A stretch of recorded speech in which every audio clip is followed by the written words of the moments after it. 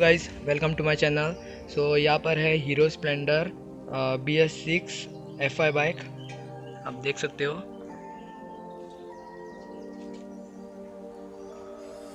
So guys, इस bike में हम लोग क्या करेंगे कि ये जो गियर शिफ्टर है इसको हम लोग सिंगल से चेंज कर देंगे, ये आप देख सकते हो।